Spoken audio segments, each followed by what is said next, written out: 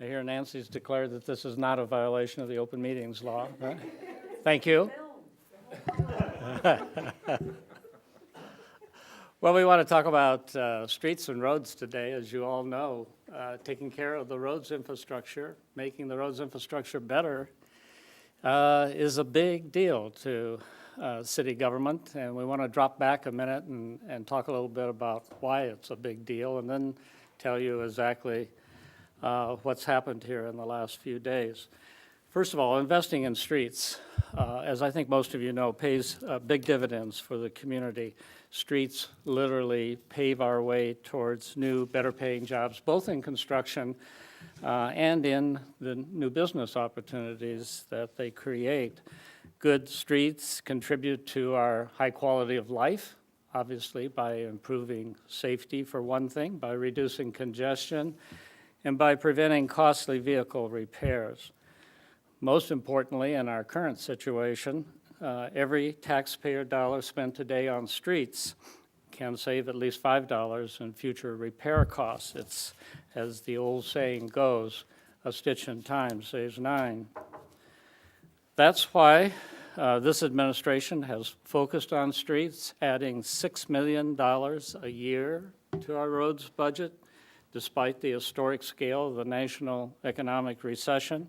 Over the last 5 years alone, we've improved 60 miles of arterial roads and 400 blocks of residential neighborhood streets. Those investments obviously have increased safety, promoted economic development, and improved traffic flow across the community. We know what works, and we know how to achieve more.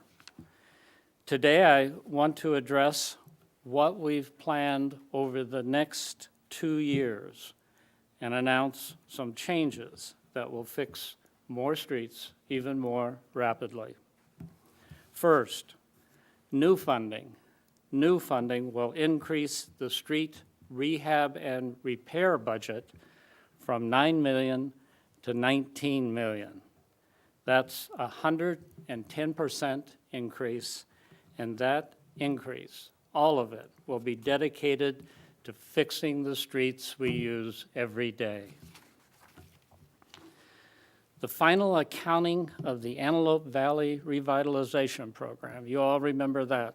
Before the West Haymarket project, that was the biggest project ever undertaken by the city of Lincoln, had multiple parts, and when it came to an end, there is a final accounting. And that final accounting will return to the city approximately $10 million. We anticipate receiving those funds after the Antelope Valley Board, that's a separate legal entity you may recall, meets later this month. Adding $10 million to our planned $9 million investment in street repair will leap our rehab program ahead by several years. Important streets such as North 48th, Old Cheney, North and South 27th, Normal Boulevard, South 56, South Street, and West O Street, all will have their start dates move forward, some as much as 5 years. When paired with our current plan, with what we already are planning, to fix South 70th and Van Dorn and O Street and Superior and Vine Street and 16th, altogether, Lincoln streets will improve greatly over the next 2 years. While our rating system shows that 80% of our arterial streets are in excellent, very good, or good conditions, these new funds allow us to maintain and even increase that percentage, because keeping roads in good shape, of course, again, saves taxpayer dollars in the long term. Our recent experiences during the pothole repair surge show us the imperative that this expenditure is.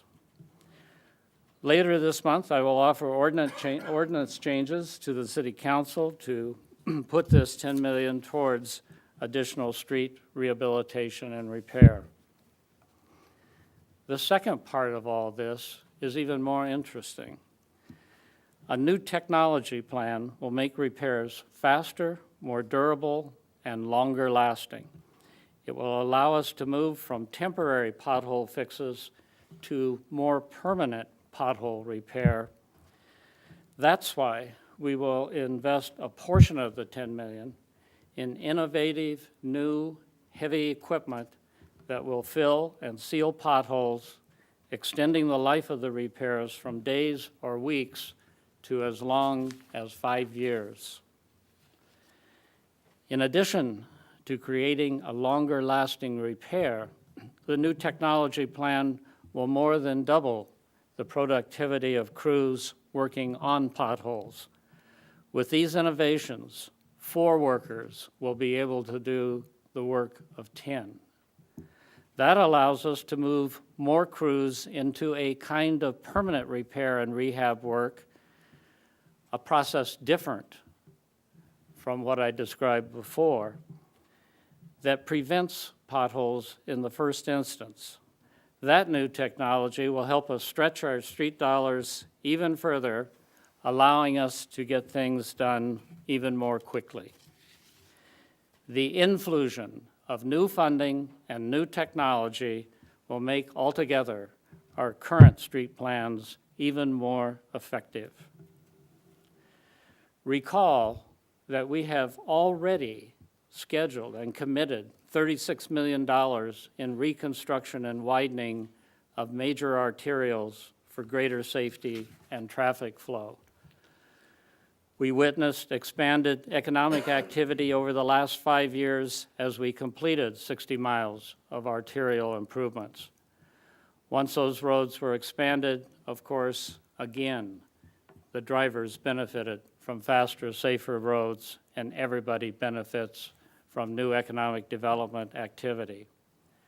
Starting reconstruction and widening as currently planned of 56th Street, Northwest 48th, and Yankee Hill Road, and continuing the design and right-of-way acquisition for Pine Lake Road over the next 2 years, as we will continue to do, are smart investments in both our infrastructure and our economy. Remember also that our current plan also moves us forward on neighborhood streets, ramping up the residential street repair schedule to fix 200 blocks over the next 2 years. Neighborhood streets cannot be an afterthought in the streets programs. We need to address those also. Increasing our pace to 200 blocks over 2 years will continue our efforts to strengthen neighborhoods. When you couple that with the sidewalk repair backlog that's being eliminated by the end of this year, we believe neighborhood infrastructure altogether will receive a tremendous boost. In summary, these actions will help us implement a more comprehensive response to our streets. In the short term, new mobile application vehicles will more quickly fill potholes with results that last longer.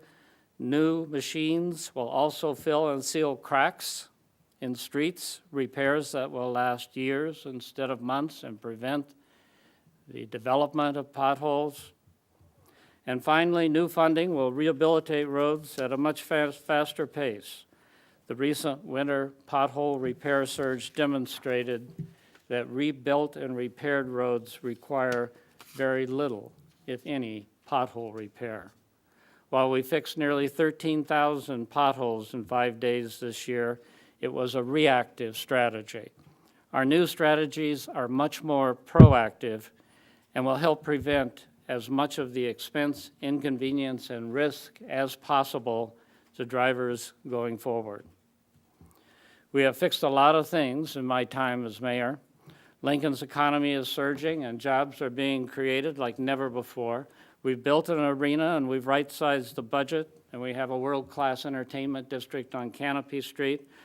We've ended the sidewalk repair backlog and revitalized our neighborhoods, and now we are ramping up again our efforts to fix the streets. So with that, I am delighted to have a number of the council here today. Larry and Gaylord Baird, Carl Eskridge, Roy Christensen, Doug Emery, thank you for being here, and I invite each and every one of you to make whatever comments you might have an interest in. Thank you. Don't And pet. after that, for the hard questions, we'll bring in the public works people. Yeah. I want you to hear from Mickey also and be able to get the details of what's happening. It's a little bit hard to understand the new technology applications, but they're great, and I think you'll have fun listening to how they're going to help things. Thanks, Mayor. Just very, very briefly, you know, Lincoln is, we're known for coming together. We're people who support our public education. We support our public safety. And there's nothing that interests our community more than our public streets. You know, whether you're talking about a major highway or a local street in your neighborhood, good public roads are really important throughout the community. Certainly I'm hearing that from a lot of the people I'm talking to now. And so this is a really great day for us, a great time for us to celebrate this improvement for our community. Thank you. Good morning, thank you. I think this is just another reason Lincoln continues to be the envy of cities all over the country. Cities all over the country are facing challenges with fixing and maintaining basic infrastructure. We know infrastructure is important. We're dedicated to repairing and improving our basic infrastructure, including our streets and sidewalks. We've heard time and time again how important this is to the people of Lincoln through our different avenues for reaching out and hearing from people, whether it's the Taking Charge initiative, whether it's the letters and calls we receive. We're listening, we're acting, and we're very pleased that this day has come. A $10 million infusion does not happen every day for streets. Thank you. For me, three of the main pillars of the responsibility of a city are infrastructure, public safety, and creating a framework where jobs can be created.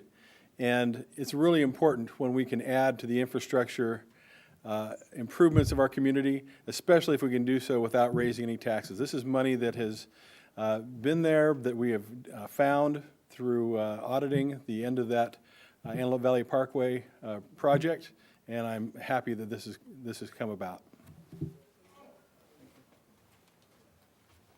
It's great news for the city, and they're far more elegant than I am. I'm going to leave it at that.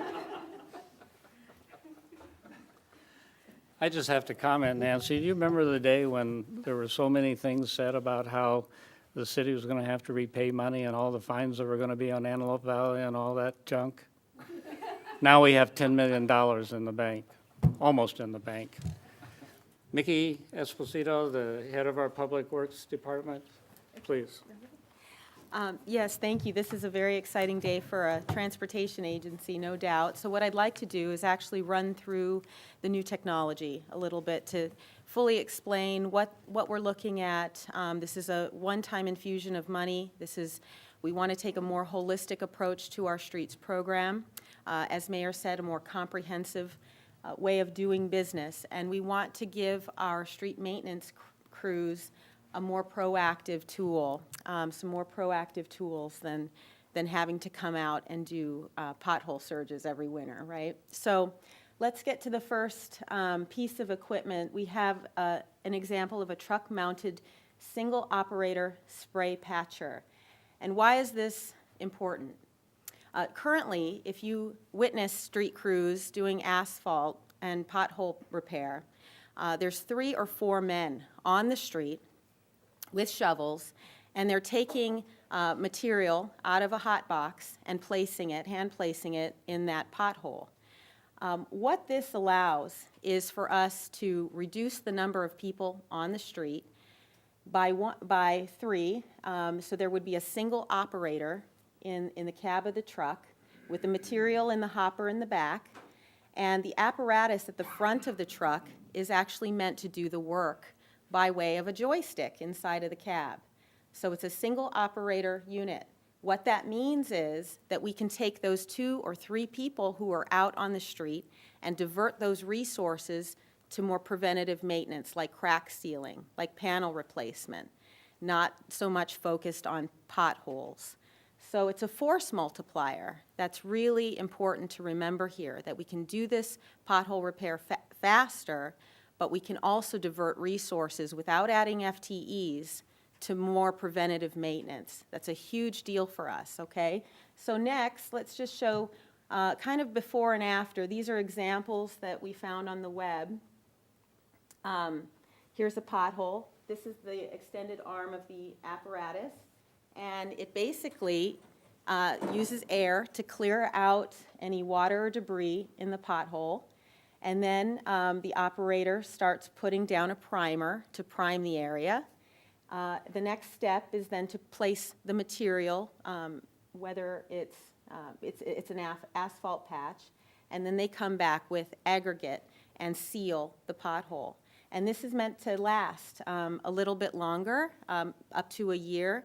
We had reached out to other people in Nebraska who have been using this technology, and they're very happy with this equipment. It's not only safer for their people on the street because all of this work is being done from inside of the cab, but it's also more efficient, and you can really maximize the use of those crews by getting them diverted to more crack sealing, preventative maintenance, avoiding potholes in the future. So it's pretty cool technology.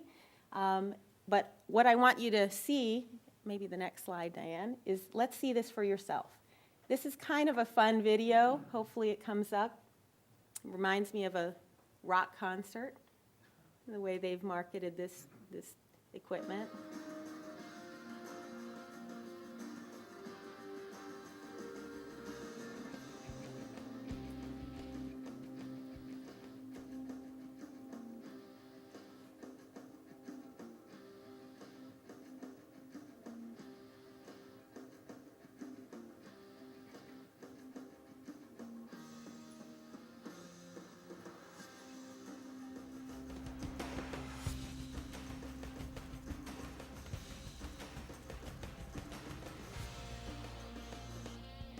Okay, so that's our first piece of technology that we want to use some of the Antelope Valley money to invest in. The second piece of technology is the next slide. This is a poly patching machine for faster, more durable pavement repairs. These are just 3 examples of what that machine might look like, and we know that NDOR has used this equipment and is very pleased with it. And it's not so much about the machine itself, it's about the material, the use of material in this machine. We had also used this, if you can go to the next slide, this is kind of a before and after. When I talk about the material in those machines or that equipment, there's 2 types. One is fibercrete. Fibercrete is used for concrete repair, and here's kind of a before and after photos of what it does. It's a very flexible type of material, and there are smarter people in the room who can talk about the material in particular, Erica or Thomas. But it's meant to be far more durable than just regular material that you use, cold or hot mix for potholes. So the technology embedded in the material itself is just more durable, and it can last up to 5 years. And then go to the next slide. We actually tried this in our city at 70th and LaSalle Streets, and these are pictures of the placement of the fibercrete. This is what we had. We had a big problem along the stretch of that intersection. We received a citizen request to replace this and do something about it. The guys came out, cleaned out the area. You can see them kind of brooming where they've patched it here with fibercrete. And this is the process. It just kind of lowers the fibercrete inside, and they work it into the patch there, into the troubled area. So you can drive that area today. So it's a good, fast way of dealing with these kinds of problems. And this problem stretched all the way across the intersection, so all 4 lanes of traffic. Erica, Thomas, did you want to say anything else about fibercrete? It is a quicker process, too. If we had did this with the normal, where we'd cut it out and put regular concrete in there to do that repair, that would have been over a week to do that, and we did that in roughly a half a day. So it's going to mean not only we have a more durable repair, but the public's not gonna see us out in the street in that one location as much. Now those guys, instead of spending a week in this one location, are gonna spend a half a day here, half a day at the next one. And you can see how this too will help multiply our forces and get them across town more efficiently and effectively. Okay. Talk a little bit about cold weather application of both processes. Right, and the nice thing about this type of material is that you can use it for both hot and cold weather application, which is really important during winter when we have a ton of potholes. You don't want to be limited by the materials that you use. Very good point, Mayor. Okay, next slide. So here's a YouTube video.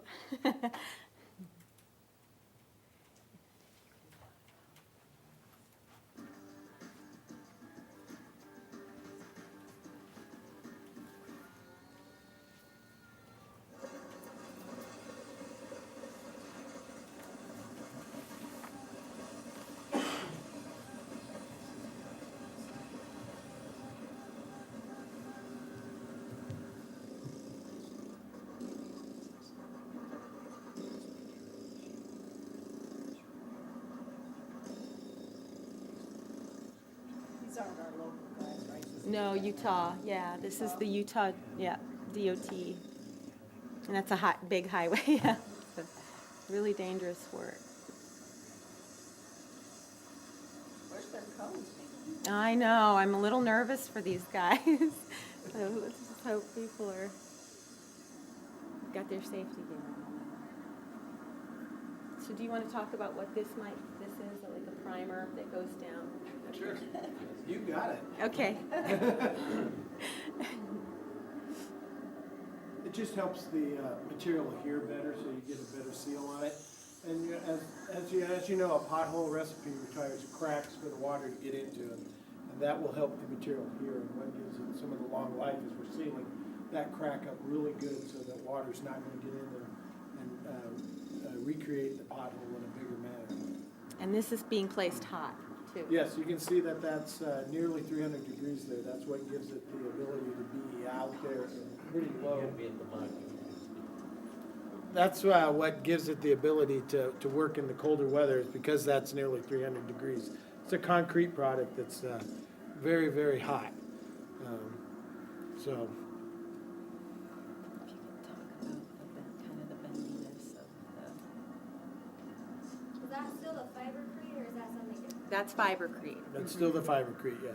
Concrete application. So we have both concrete and asphalt roads. This will be for concrete roads.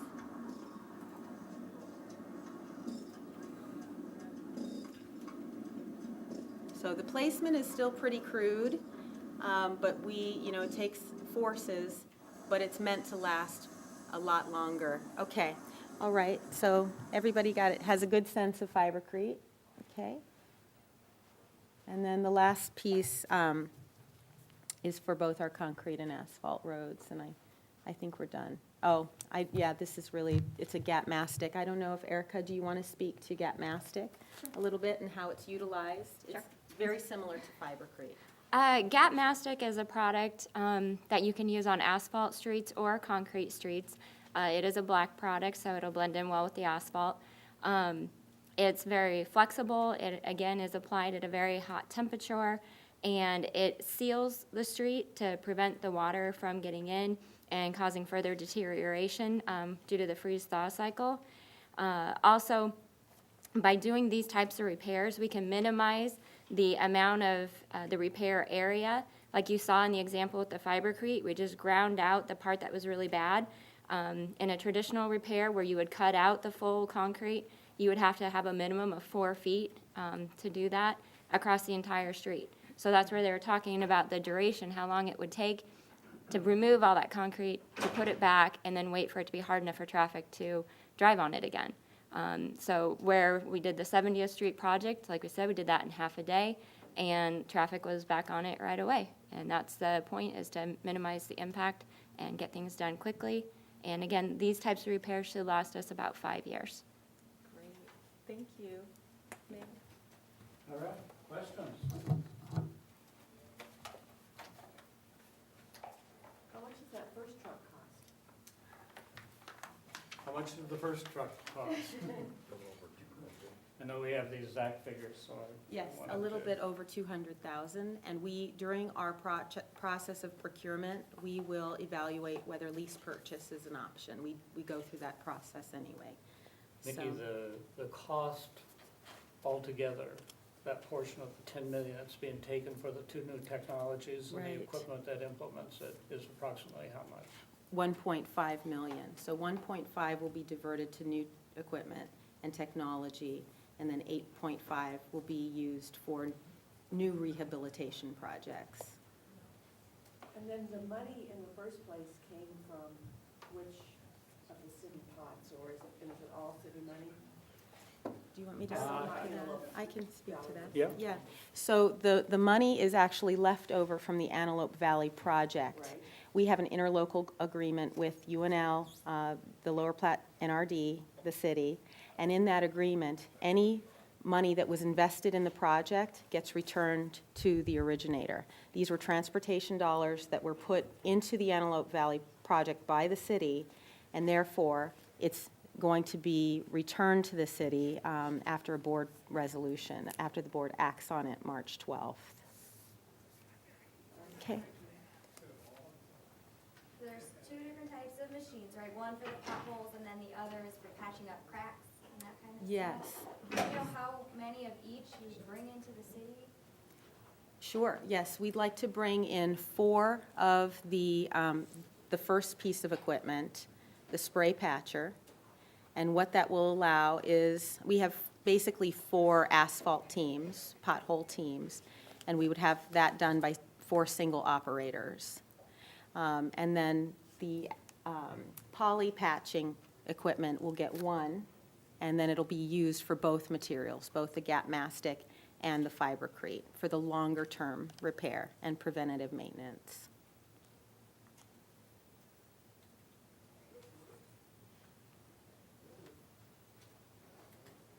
Everybody good? Thank you. Okay, much thank for you very coming much. this morning and sharing those with the public.